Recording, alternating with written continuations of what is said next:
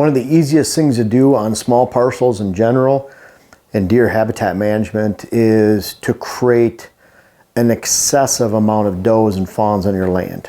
It's very, very easy to do. And I want to talk about how you do that. Ultimately, that's a bad thing. Typically, when you create excessive amounts of does and fawns, you have very few bucks, and especially mature bucks on your land.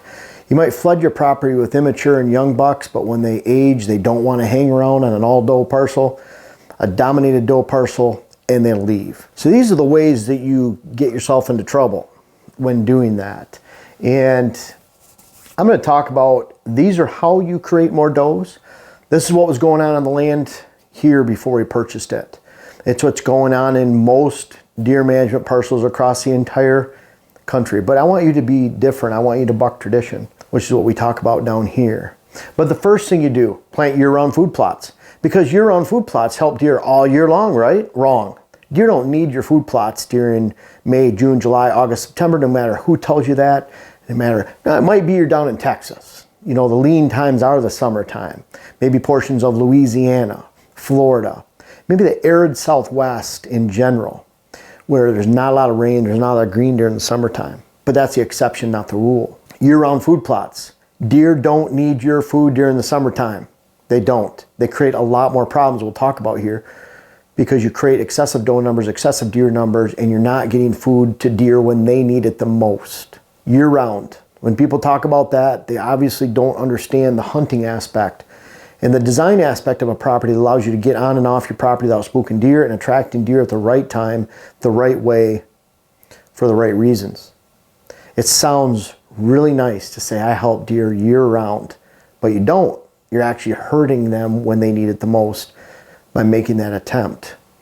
Year-round food plots attract does to a very large degree during the summertime, and if you have some of these other habitat improvements on here, you create a situation where you create a doe factory, you have too many does on your property, too many fawns, does that are here today are here to stay, they stick around in the fall, they take up space, they push bucks out, does dominate bucks for the majority of the entire year, and you're left with a bunch of does. It's very, very easy to do, and when you add some of these other problems right here, it's one of the easiest things to do is just explode doe and fawn numbers on your property without actually creating a great herd, which is typical deer management.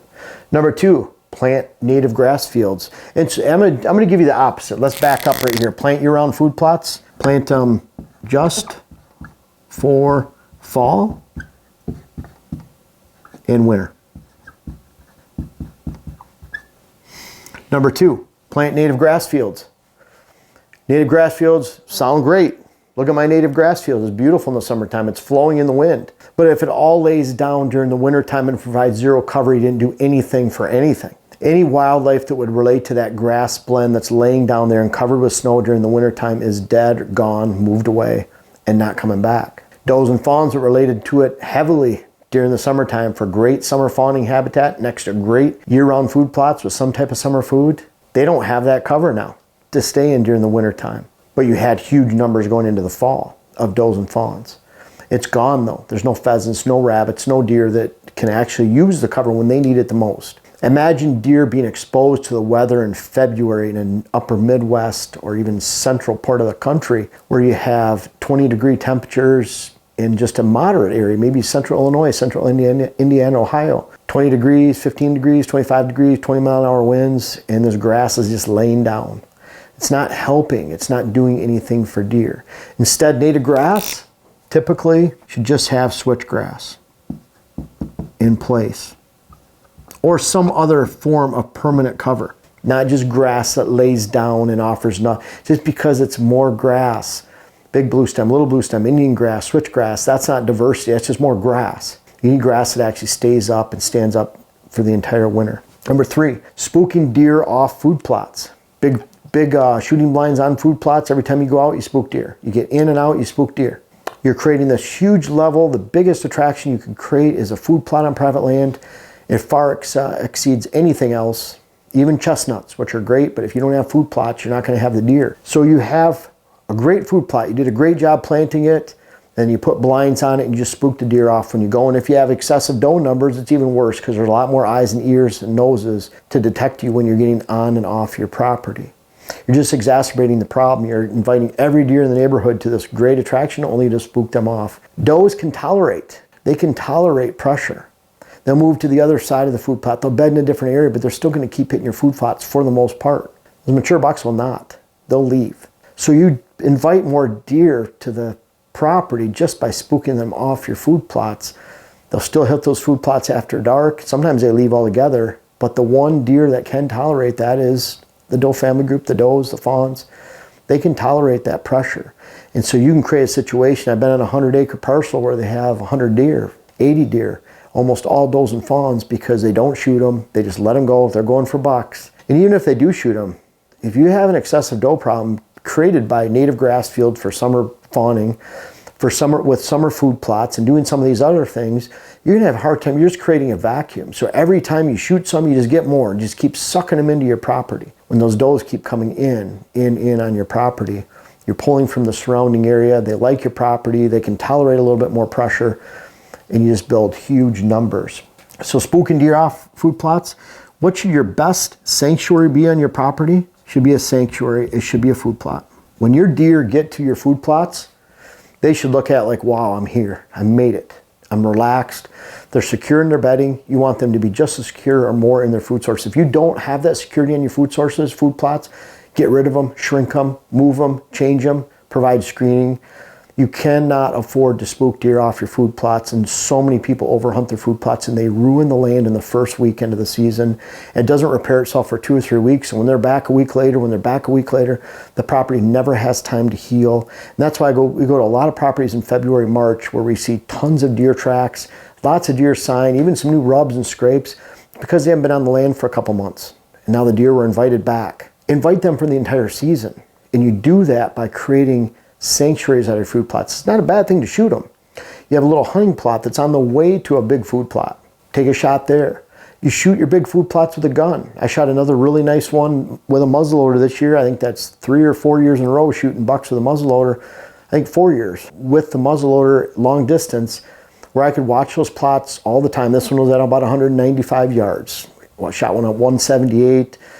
The year before, I think it was 130. We throw a bullet in there every once in a while and kill deer. But it's when we want to actually shoot the buck we're after, because we can shoot does anywhere on the property. We're not going to do it right in the middle of our food plots unless we're done for the season. So many people are shooting does in the early use season in late September off a major food plot system, and then they wonder why they don't have deer for the end of October, November. Food plots, establish them as actual true sanctuaries. Too many people establish sanctuaries in quotes. What I mean by that is I'm out on a 40-acre parcel and they say, this is our 10-acre sanctuary over here. The deer can see them, hear them, smell them within that sanctuary when they're in there. And if that's the case, any one of those, see them, hear them, smell them, it's not a true sanctuary. Not to mention at least 50% of your land on a 20-acre parcel or larger should be enrolled in what I call a no sight, no sound, no scent area, where deer can't see you, hear you, smell you. That's a true sanctuary. That should include your food plots, water holes, mock scrapes, travel to and from bedding areas. Your bedding areas, everyone thinks of a bedding area as a sanctuary, when your whole property that you're not accessing should be a sanctuary. It should all be contiguous. You can't have 5 acres here, 2 acres here, 10 acres over here. That doesn't add up to 17 acres of sanctuary. It adds up to 0. Because if it's not contiguous and you access around and through all of it, then it's not a sanctuary. You keep your scent, your sound, your sight to the outside of those sanctuaries, and that's the way you design that parcel. That becomes a true sanctuary. Sanctuaries, again, include food plots, bedding areas, travel corridors, water holes, mock scrapes. It includes everything. You're just hunting to the edge of that, and you're creating edge. You're hunting edge naturally, no different than you would on public land. You're looking for that travel to and from food sources, to and from bedding, to and from food sources and bedding, and you're just hunting that outside edge of movement and that line of movement. And that's how you hunt. You're just condensing that into a very small package on small properties for whitetail deer management. If you don't establish sanctuaries, if you don't treat your food plot as a sanctuary, again, those does and fawns tolerate it. You just get more does, more does. If you want less does, more bucks, do the opposite, like we're talking about in here. Establish a sanctuary that's at least 50% of all land, and deer can't see you, hear you, or smell you within that area. When you have 80 acres, you can usually fit 60 to 70% of your area into a true sanctuary. People say, how many acres should I have in your sanctuary? Well, once you take out your access, once you take out the areas you blow your scent, the rest is sanctuary. And that should be a high percentage of your land. Again, 50% on small parcels and up to 80% on large parcels. Number 5, improve all acres of habitat. This is a bad one. The old, again, traditional deer management was you improve every square inch of your 40 acres, your 80 acres, your 100 acres. I've even heard people talk about that. Even on television, the Outdoor Channel, we improve every square inch. That's a very bad thing because you can't step foot on the property without the potential of spooking wildlife and deer. You need dead zones. That's why swamps, lakes, big open hardwoods, your neighbor's horse pasture, your horse pasture, a road, a lake, a cabin, those are good things because you can blow your scent into them, you can access around them, and you're not spooking deer when you do so. So you don't want to have every square inch improved because now you're setting yourself up for failure. You don't know where deer are when you enter and exit the property. You want areas that are really high quality and diverse and heavy, thick stem count cover, of regeneration of hardwood, briars, shrubs, whatever it takes to get that good hard growth on your property. Conifers that deer want to actually live in during the day, and then you have your average habitat improvement where it's lightly improved. Your bedding areas are 8 or 9 or 10 out of 10. Your average areas are 4 or 5 out of 10. And then you have those areas that are 1 or 2 or 3 out of 10 where you can access through and blow your scent into. And by creating that difference between areas, then you can expect where deer are when you enter and exit the property.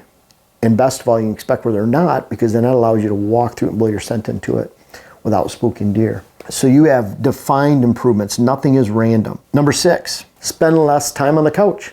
If you hunt as often as you can, as much as you can, and you have very few stands, you're going to spook a lot of deer. Because it doesn't take long for deer to get wise to the fact that you're hunting out of a certain stand, especially when you don't allow it to heal for 2 or 3 weeks. And if you're hunting all the time, you're not allowing it to heal for 2 or 3 weeks. If you only have 2 or 3 stands on 40 acres you're hunting, you don't have enough stands. We usually have 9, 10, 11, 12 stands on a well-designed parcel that gives you the option of morning stands, evening stands. But if you're hunting every day you want, people say, well, you can't kill them from the couch. Folks, that's how you kill them. That's how you define a good herd. That's how you design a good hunt. That's how you can expect to be the herd influencer in the area, and that's how you can expect to shoot an unfair amount of the best bucks in the area, because you're being smart. Hunting as much as you can and as often as you can isn't a smart way to hunt, because you spook deer, and what does that do? You spook the wrong deer. You allow does and fawns to live on your property. Instead, do the opposite. I hunt by the weather, and that doesn't mean that I hunt every great day, but I slant my hunts, even a long weekend. If I can take a Friday or a Monday and I can let my boss know on the Monday prior to which one I want to hunt, I just watch the weather. That way I can at least cheat my odds towards a good hand of poker. Meaning I can play the cards. I can look at the cards ahead of time and say, okay, I can add another ace and king in my hand and know that that might help me towards having a winning hand. But when you don't know, I mean, a lot of people are adding another 4 or 5 to their hand, or a 6 or a 7, just looking at it and knowing that going in, they have a poor hand. They have a very poor chance. There's always a chance of winning and shooting a buck at any time of the day. They're out there in the woods. But there are days that have a 10%, 5% chance of you connecting, even a 1 or 2%, still a chance. And there's other days that are 50, 60, 70% chance. If you hunt too many low chance days, you're not going to experience those high chance days. That's why I developed the weather algorithm for HuntWise and HuntCast. That's why it's different than anything else. It uses purely the weather to gauge when to hunt, when to enter the field. And it's been proven for 30 years. It's very important. That's how I've hunted for 30 years. That's how I shoot all my bucks. So what's the opposite? Be smart. And if you want, and smart is too, maybe you have this weekend to hunt, it's poor weather, go out and hunt some stands that aren't intrusive. There's areas that I hunt, bedding areas, that I wait to hunt those bedding areas till the end of October, early November. I'm not going in there too early. I'm not going there on bad days. Even it's November 1st, it's a warm day, but I have a good day 2 days later. I'm going to go on that day in that stand. Even if it was a 9-day vacation that you have from a Friday to a Sunday, pick those best days, use them for your best stands. And if you want to hunt every day, use your poor stands, your stands to the outside, less intrusive stands for those bad days. That's just being smart, even going hunting every day. And number 7, this is traditional. This is what traditional deer management has been. You know, traditional deer management, state of Michigan, Pennsylvania, is managed for quantity, not quality. A lot of folks manage for quantity on their own 40 acres, 80 acres, 100 acres. Again, if you always do what you've always done, you always get what you had. And that's so important to remember, because traditional deer management, traditional habitat management, timber management, things are changing. People are wising up to, hey, great numbers of deer wasn't necessarily a good thing. I want to see deer every time I go out. But that doesn't mean I want to see 30 does, 20 does, 15 does. We could fill this property in Minnesota with 100 does and fawns. Literally, we could. It'd be easy. I'd do all of this. Instead, I do the opposite of all of this. That's why I grow more does and fewer bucks. You can't have a huge number of does and fawns and do all of these mistakes and expect to have a good deer herd. Instead, you want balance. I always talk about there's a certain line here where as the number of does increases, your bucks increase with that number. And at some point, as those does continue to climb, your bucks go down. The more number of does you have on your property, the fewer bucks you're going to have. You have to find that balance so you have both. If you do these things, you're definitely not going to find balance, and that's what most of your neighbors are doing. So try not to be traditional. Do the opposite of these and you'll have a better deer herd that has, in your oldest age buck might be a 2 or 3 year old buck. In our area it might be a 5 or 6 year old buck. In other areas it's a 7 or 8 year old buck. You're looking for your potential. Just reaching your potential, doing your best with what you have. Bottom line, with all this, we could have just started, create huge attractions on your property and hunt it poorly. You do that, you'll have lots of does and fawns, and that's typical traditional deer management. I hope you came to this wondering how you can put more does on your land. And certainly if your deer population's low, be smart about it, but you can build those doe numbers up, and does and fawns get to a certain point. Do these things right here. For example, I had a lot of summer food in the UP of Michigan until my doe herd got to where I wanted it to be, and then I cut the summer food out because I don't want any more does and fawns spending time on my land and then just sticking around. I want to share those with the public land hunters and the people around up in the UP of Michigan when I was there that could help thin those does. People have problems shooting enough does and fawns. The first step is to get rid of summer food, hunt smarter, maybe get rid of the all-native grass that you have growing in the summertime that's great fawning habitat. There's a lot of things you can do without ever even having to touch a trigger to drastically eliminate and reduce the number of does and fawns you have on your land. This is how to grow does. It's also how to grow a great deer herd on your property if you do the opposite. And I hope you do that this year because there's so much opportunity. A lot of times, you know, and even the hunting aspect, a lot of times people are hiring Dylan and I, and we have Kevin Smith, I believe, that's going to start working with us over Pennsylvania, New York, Ohio way. But they hire us to come out and look at their land to make habitat improvements and recommendations for improvement. When really we're also, even more so, slanting not only those habitat improvements to how the land should be hunted, but we're strictly addressing how the land should be hunted in the first place. And we're almost hunting consultants before habitat and consultants. And if you follow these tips and do the opposite of this right here, you're going to have a great herd and a great hunt this fall, because you can't have one without the other.